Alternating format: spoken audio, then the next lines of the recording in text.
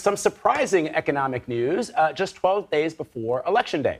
Federal officials say the U.S. economy actually grew in the third quarter of this year by a 2.6% annual rate. This comes as we learn unemployment claims rose. Initial reports from the Labor Department say 3,000 more people filed claims last week. The good news, it is down from the previous week. So joining us here in Studio 57 to talk more about this is Jeanna Smialek. Good to see you. She's the Federal Reserve and economy reporter for the New York Times. Welcome. Thanks for having me. So let's talk about what is driving these numbers.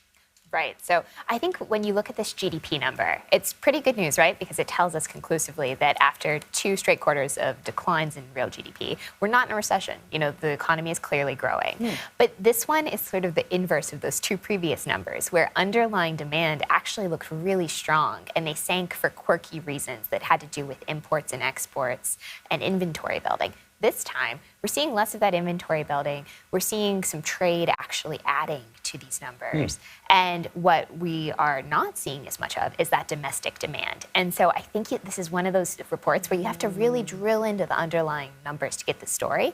And the story is that the U.S. economy is not contracting. We're not in a recession, but we are slowing down, which is what officials and the Federal Reserve and, you know, all of Washington is hoping for at this stage. So that sounds like a kind of a good news story, right? That's the idea behind raising these interest rates. But there's still been this overwhelming feeling that, yeah, we're not in a recession now, but sometime next we are year, slowing the down, next as you 6 said. months or so, we could hit that. Yeah, I would actually say that this number is almost a uniformly good news story in this regard. And the reason is, if we are seeing the economy slow down, if we're seeing the job market moderate a little bit but not really crack, that could be the kind of constellation of events that allows inflation, which has been really, really fast, to start to moderate without that really painful recession that we're all nervous about. Isn't part of the problem with inflation right now is that we just keep spending?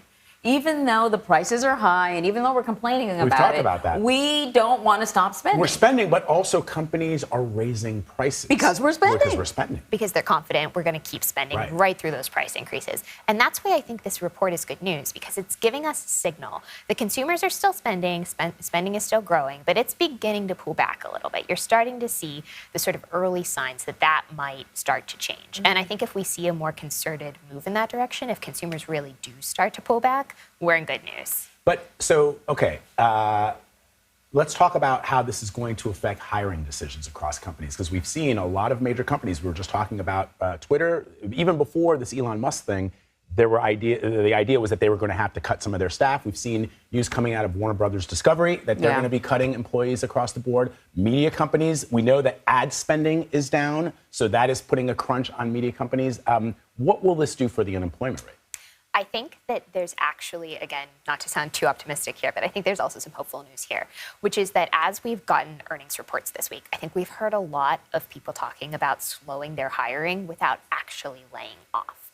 And that is sort of the Goldilocks scenario here. You know, that is the perfect outcome. If we could get a situation where the job market slows down, we all know that labor markets are tight. You know, your local restaurant probably has an employee shortage right now.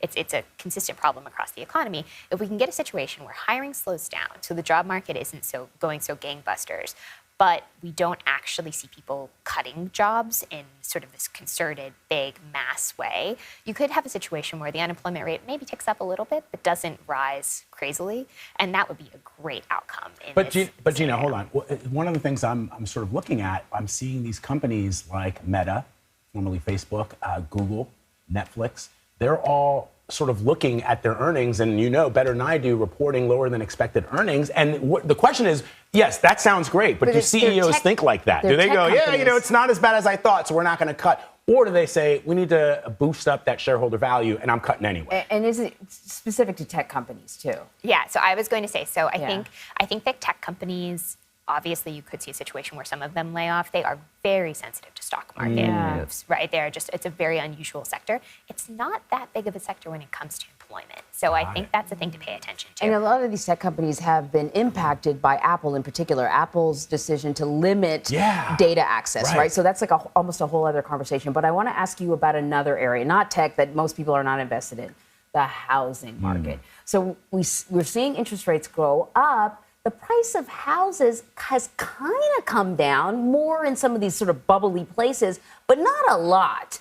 And housing contributes to wealth growth. If people can't get into the housing market, we're talking about an impact on the economy. So how do you sort of interpret what we're seeing? Yeah, so I think it is a uniformly terrible time to be a home buyer in the middle class, right? Affordability is just impossible right now. Prices are still very high, as you alluded to. Mortgages have gone up a lot. That is partially by design, right? This is the Fed's main tool for slowing down the economy and trying to sort of bring that inflation in line. It's obviously a painful adjustment process, and it's probably not over yet. And so this is going to have big implications for wealth building for a lot of the middle class. It's a painful period.